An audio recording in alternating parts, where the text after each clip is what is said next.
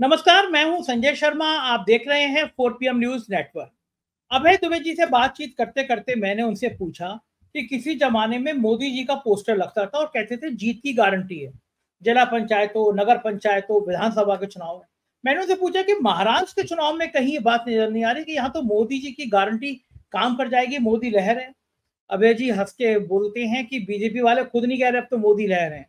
मतलब ये मोदी जी का एक जमाना चला गया, मोदी जी विदेश मंत्री की भूमिका में है। क्या वाकई में ऐसा ही हो रहा है? मोदी जी अब रिटायरमेंट का प्लान तैयार कर बैठे हैं।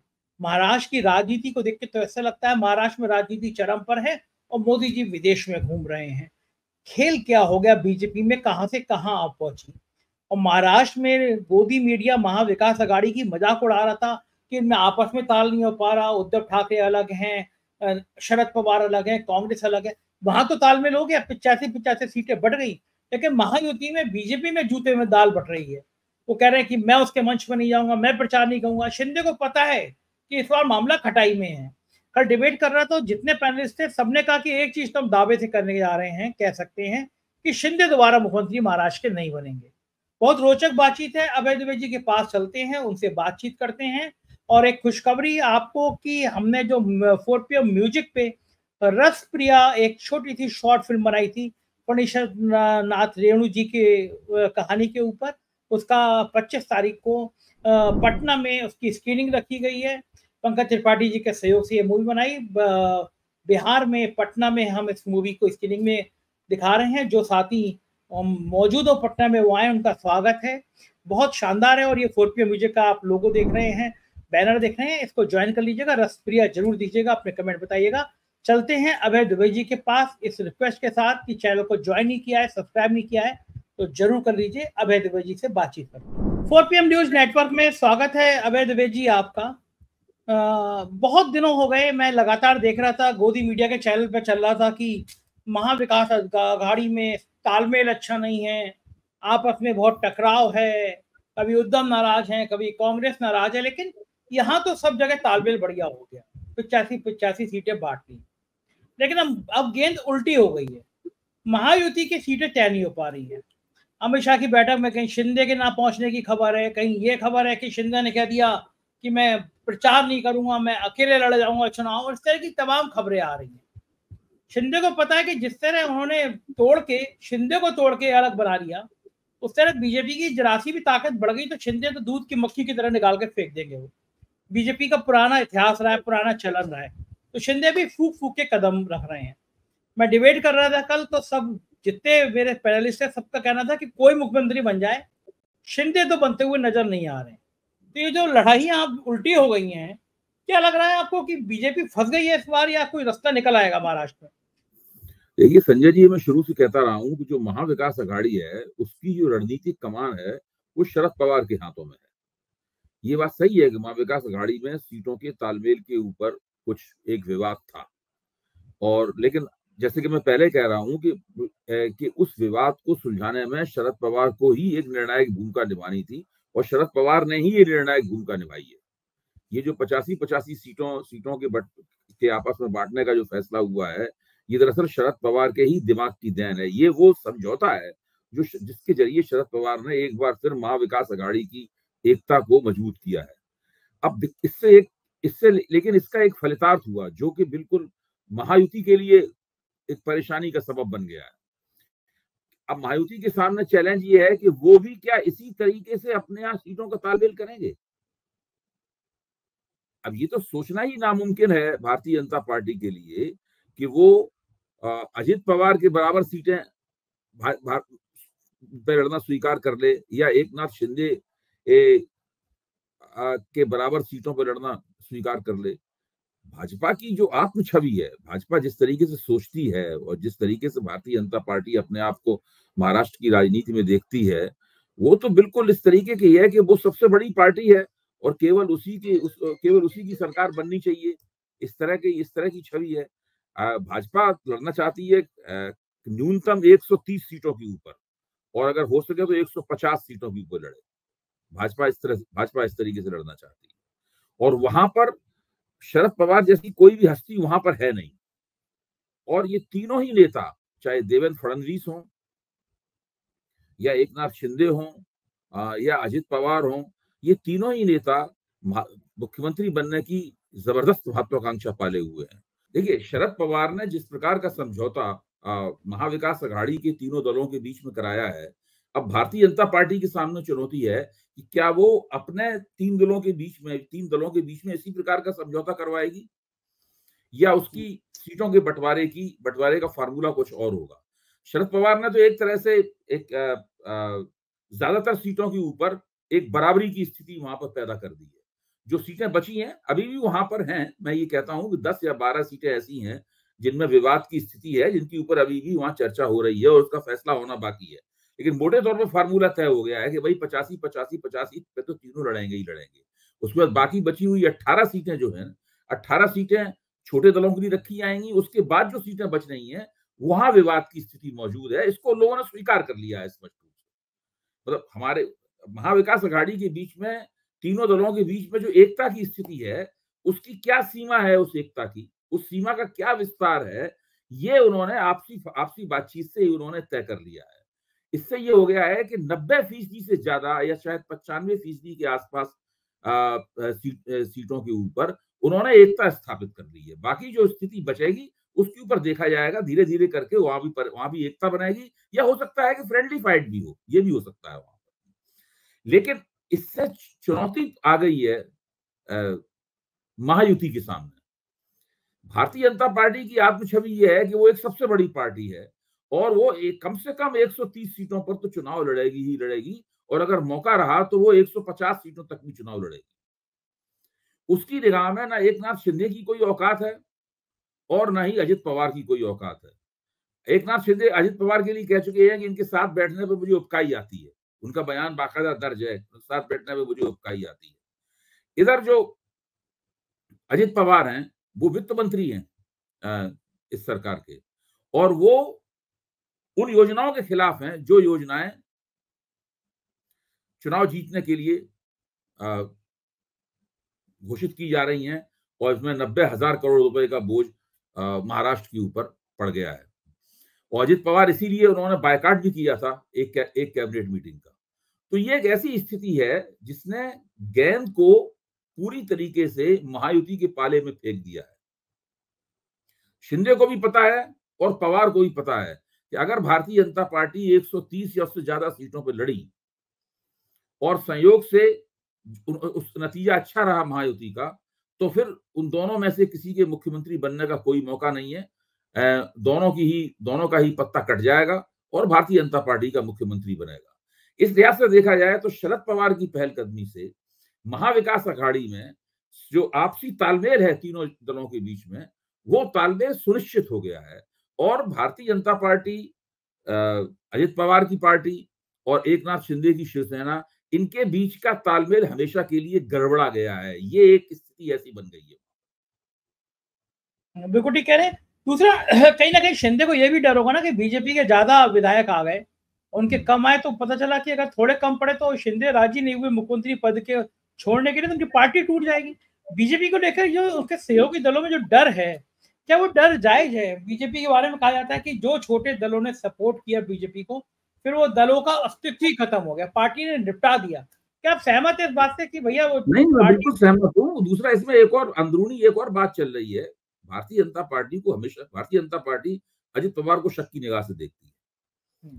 उसे लगता है कि मान लीजिए त्रिशंकु विधानसभा हुई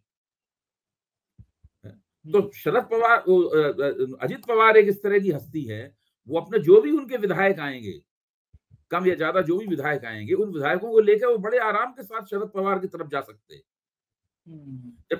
जबकि महाविकास अघाड़ी में तीनों में से कोई भी दल ऐसा नहीं है जो किसी भी तरीके से भारतीय जनता पार्टी के साथ जाएगा। ये डर तो है।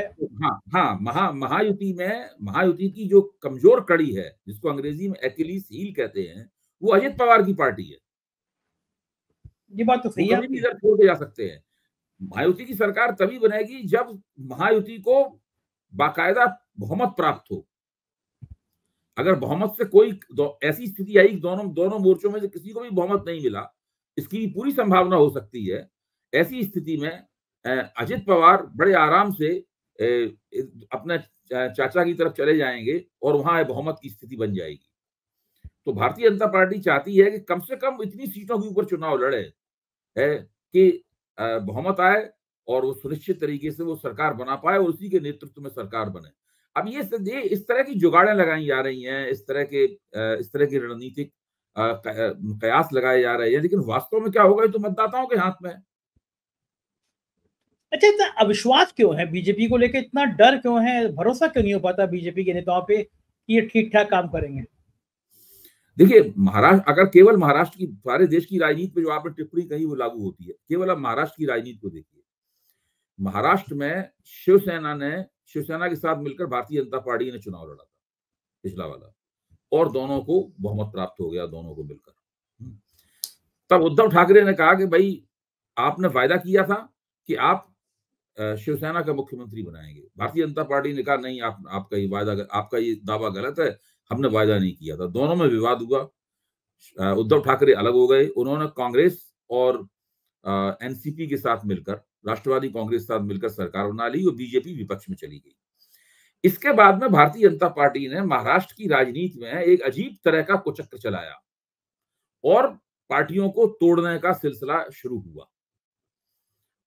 इससे क्या हुआ कि महाराष्ट्र की राजनीति कई खंडों में टूट गई। ये किया धरा सिर्फ एक ही पार्टी का है, वो है भारतीय जनता पार्टी का। ये तो सब लोग जानते हैं, इसमें किसी को शक ही नहीं है। अगर भारतीय जनता पार्टी इस तरह की रणनीति ना अपनाती, और इस रणनीति को अपनाने की प्रक्रिया में भारतीय जनता पार्टी इस हद तक चली गई कि उसने अपने मुख्यमंत्री पद के उम्मीदवार को, अपना जो मुख्यमंत्री पद का चेहरा है, उसको उप मुख्यमंत्री के रूप में उसकी पदावनति कर दी। जो गोदी मीडिया के पत्रकार हैं, तथाकथित एक्सपर्ट हैं, उन्होंने कहा भारतीय जनता पार्टी की लंबी दूरी का खेल खेल रही, आगे जाके भाजपा को फायदा होगा। लेकिन लोकसभा चुनाव में उसकी परीक्षा थी इस समीक्षा की। लोकसभा चुनाव में सबसे ज्यादा नुकसान अगर किसी को हुआ तो स्वयं भारतीय जनता पार्टी को ही सबसे ज्यादा नुकसान हुआ। जहां तक मुझे याद पड़ता है कि भारतीय जनता पार्टी 28 सीटों पर चुनाव लड़ी लोकसभा चुनाव में, और उसने 9 सीटें ही केवल जीत पाई। उसका 32% के आसपास स्ट्राइक रेट रहा। अच्छा, जिस पार्टी का स्ट्राइक रेट 32% के आसपास रहा, वो लोक विधानसभा में सबसे ज्यादा सीटें, 150 के आसपास सीटें लड़ने की महत्वाकांक्षा पाले हुए है। और धमकी देने के लिए बड़े भाई अमित शाह हैं, जो आके महाराष्ट्र में नसीहत दे गए हैं और उन लोगों से कह गए हैं महाराष्ट्र में कि हम तो त्याग करना जानते हैं, आप भी त्याग करना सीखिए। अमित शाह से कुछ कहने की स्थिति में तो ये लोग है नहीं, कोई, सब लोग चुपचाप रह गए। और इस वक्त महायुति गठजोड़ धर्म का भाजपा पालन नहीं कर रही है, ये अपने आप में स्पष्ट है। इसकी वजह से महायुति जबरदस्त संकट का शिकार है। बिल्कुल ठीक कह रहे हैं आप। और एक चीज और बड़ी महत्वपूर्ण है यहाँ पे, वो ये है कि लोगों को ये लेंस लगा के नहीं ढूंढ पा रहे हैं कि वो मोदी लहर कहाँ है। जो मोदी जी कभी पोस्टर इनका लगाने के बाद चुनाव जीत लिया जाते थे, क्या वो महाराष्ट्र में मोदी लहर है? मोदी जी का जादू चल पाएगा? वरना हर विधानसभा लोग कहते थे उन्हीं के नाम पे जीत जाते हैं, मोदी जी के नाम पे जीत जाते हैं। तो महाराष्ट्र में कैसा मोदी मैजिक काम करेगा? तो ये तो दावा वो लोग खुद भी नहीं कर रहे हैं। अब आप उनको तंग कर रहे हैं, आप बार बार मोदी लहर, मोदी मैजिक कह रहे हैं। इससे भारतीय जनता पार्टी वाले और महायुति वाले काफी चिढ़ रहे होंगे, जब वो देख रहे होंगे भी संजय शर्मा बार बार पूछ रहे हैं कि मोदी लहर कहाँ है, मोदी मैजिक कहाँ है, तो उनको बड़ी खिसियाट इस बात पे हो रही होगी। और जब हम भी नहीं कह रहे हैं कि मोदी मैजिक और मोदी लहर की बात कर रहे हैं, तो ये मोदी मैजिक की बात क्यों कर रहे हैं? देखिए, मोदी लहर, मोदी मैजिक, ये सब जमाने चले गए हैं। मोदी जी इस वक्त भारत के व्यवहारिक रूप से एस जयशंकर नहीं, भारत का प्रधानमंत्री इस वक्त भारत का व्यवहारिक रूप से विदेश मंत्री बना हुआ है। वो सिर्फ विदेशी मोर्चे के ऊपर मोदी जी काम कर रहे हैं। जो राष्ट्रीय मोर्चा है वो उन्होंने व्यवहारिक रूप से अमित शाह के लिए छोड़ दिया है। और अमित शाह इस वक्त, मुझे ये लगता है कि डिफेक्टिव प्राइम मिनिस्टर की तरह काम कर रहे हैं। यानी कि प्राइम मिनिस्टर नरेंद्र मोदी है, लेकिन defective prime minister Amit Shah है। यानी योगी जी का रास्ता भारतीय राजनीति की जितनी भी भाजपा संबंधी उलझने, दिक्कतें हैं, वो सारी की सारी अमित शाह ही सुलझा रहे हैं। यानी योगी जी का भविष्य का दौर खत्म? नहीं, देखिए, भारत ये नहीं कहूंगा। मेरा कहना है कि भारत बहुत बड़ा है, हर प्रांत की अलग अलग स्थिति है। और अमित शाह भी जानते हैं और नरेंद्र मोदी भी जानते हैं कि इस वक्त वे योगी जी को हटाने की स्थिति में नहीं है।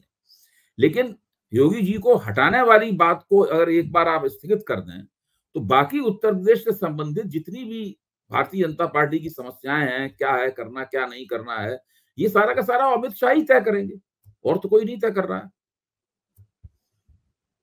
यानी अब ये मान लिया जाए कि प्रधानमंत्री जी का सक्रिय राजनीति में मन कम हो रहा है, आप ही कहते हैं रिटायरमेंट प्लान चल रहा है उनका। हाँ, मन क्या कम कर, मन की बात नहीं है ये। मन तो उनका बहुत लगता है इस प्रकार की चीजों में।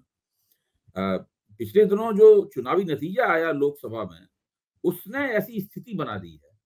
दूसरे, अमित शाह का ये चिंतन और स्वाभाविक चिंतन है। अगर मैं उनकी जगह हूं, अमित शाह की जगह, तो मैं भी इसी तरीके से सोचूंगा। उनका स्वाभाविक चिंतन है कि भाई कब तक गृह मंत्री बने रहेंगे, कब तक वो भारतीय जनता पार्टी के चाणक्य बने रहेंगे। वो भारतीय जनता पार्टी के चंद्रगुप्त मौर्य बनना चाहते हैं, चाणक्य नहीं बनना चाहते।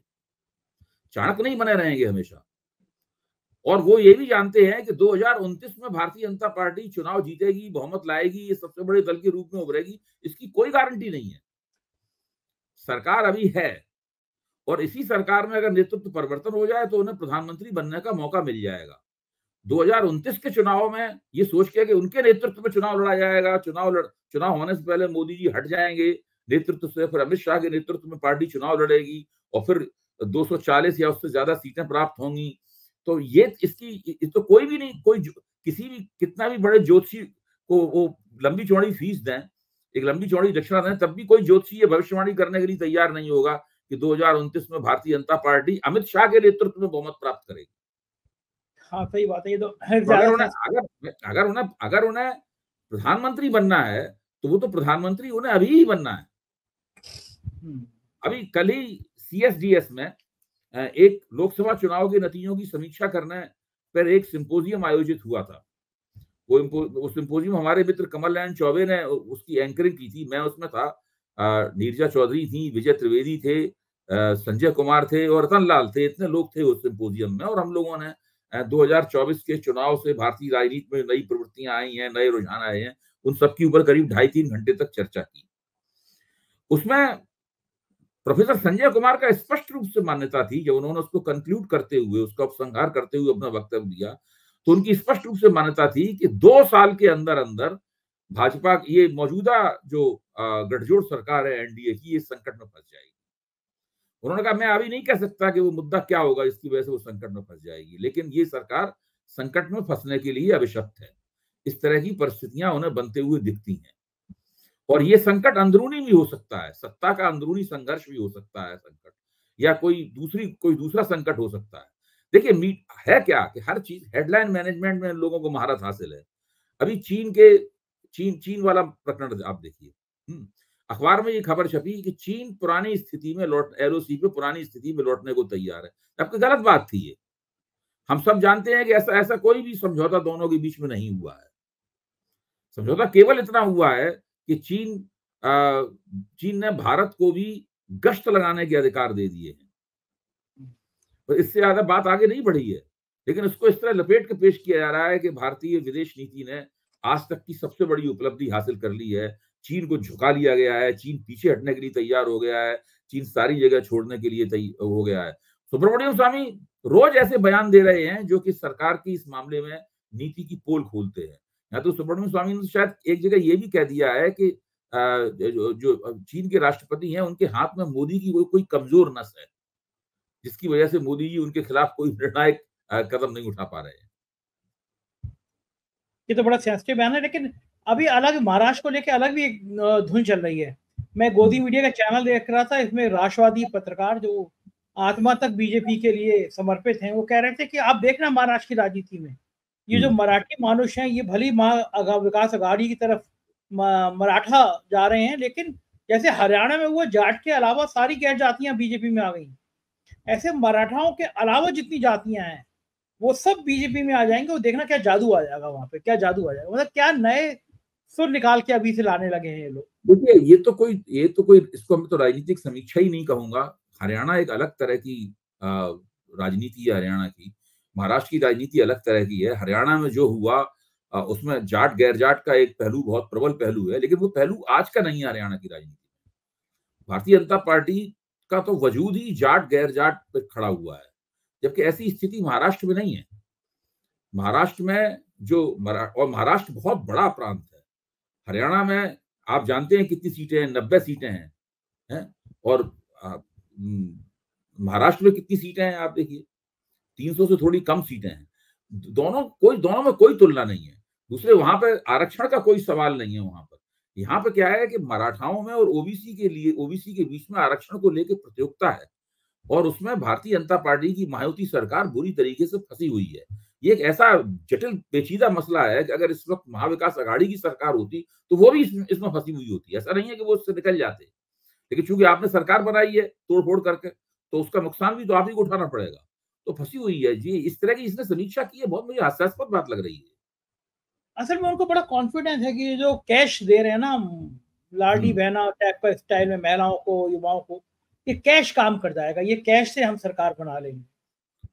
नहीं, मोटे तौर पे मैं ये मानता हूं कि इससे तो कोई नुकसान तो होने वाला है नहीं मायावती सरकार को, लेकिन उसमें कितना फायदा होगा ये एक बड़ा सवाल है।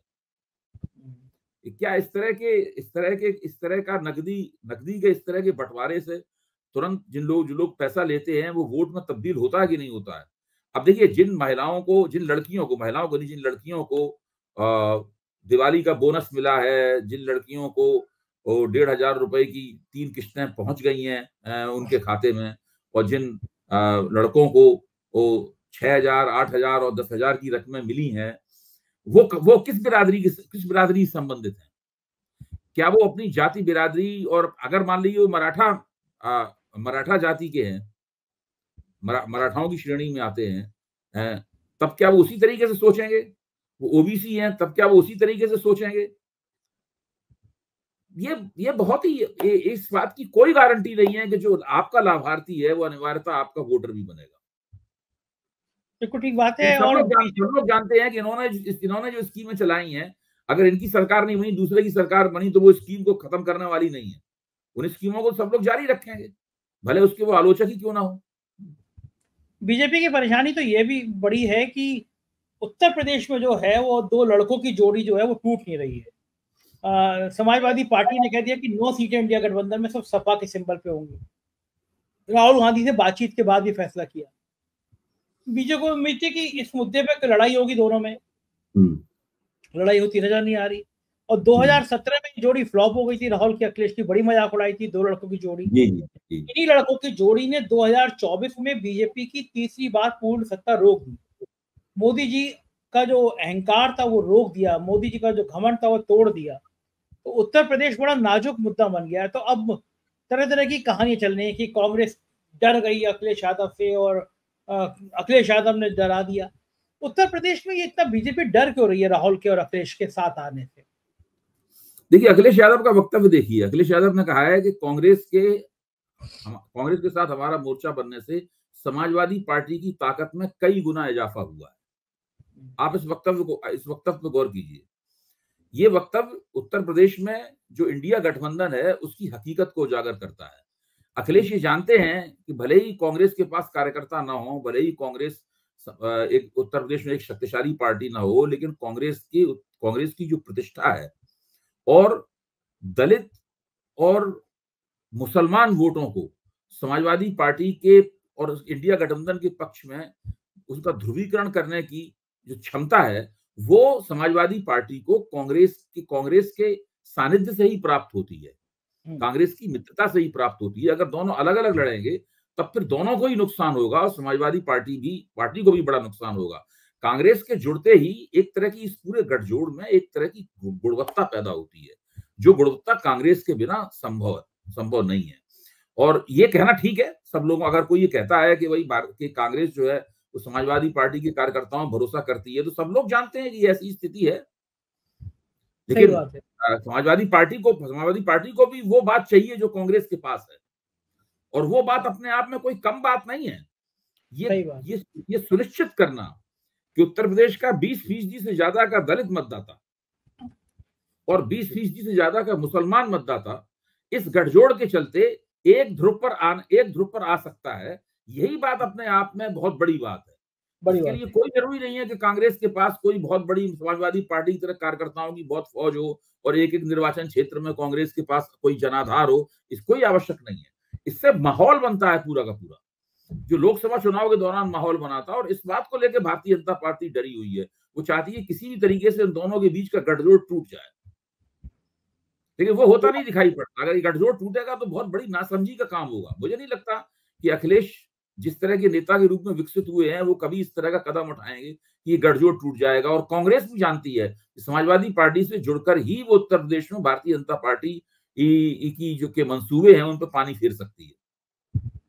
हाँ, एक्स पर अखिलेश ने अपना और राहुल का हाथ जोड़े हुए, मतलब हाथ उठाए हुए फोटो भी ट्वीट करके संदेश देने की कोशिश करी कि बात सीट की नहीं, बात जीत की है। तो कह रहे हैं आपकी दोनों की जोड़ी जो है बड़ी मजबूत सी। मुझे एक और बात है संजय जी, ये जो उपचुनाव हो रहे हैं विधानसभा के, जब कांग्रेस ने ये मान लिया है कि भाई हम किसी सीट पर नहीं लड़ेंगे, आप लड़िए सारी सीटों की, तो उससे एक ये भी बात समझ में आती है कि कांग्रेस किसी नहीं चाहती कि उनके दो सीटों 3 सीटों इस तमाम झगड़े को लेकर किसी भी किस्म की दोनों के बीच में बदमजगी पैदा हो। और अगर अभी जो मोमेंटम उत्तर प्रदेश में बना हुआ है, अगर ये समाजवादी पार्टी ने सभी सीटों पर चुनाव लड़कर कांग्रेस के सहयोग से एक अच्छा नतीजा हासिल कर लिया तो मोमेंटम और भी बढ़ जाएगा और भारतीय जनता पार्टी की इससे राजनीतिक कुंठा और बढ़ेगी। बिल्कुल ठीक बात है। क्या होगा हमारी निगाह बनी रहेगी। बहुत बहुत शुक्रिया अभय जी, आपने समय दिया। तो ये थे अभय दुबे जी और बहुत विस्तार से उन्होंने बताया कि राजनीति की खाका क्या चल रहा है, क्या हो रहा है देश की राजनीति में। मुझको यकीन है आपको चर्चा पसंद आई होगी। प्यार बनाए रखिएगा। शुक्रिया, थैंक यू।